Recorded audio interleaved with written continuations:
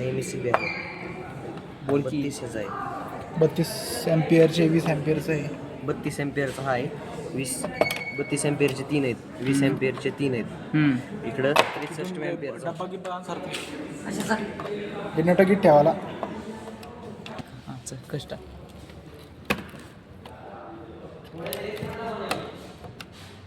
बघ ना कुठेतरी.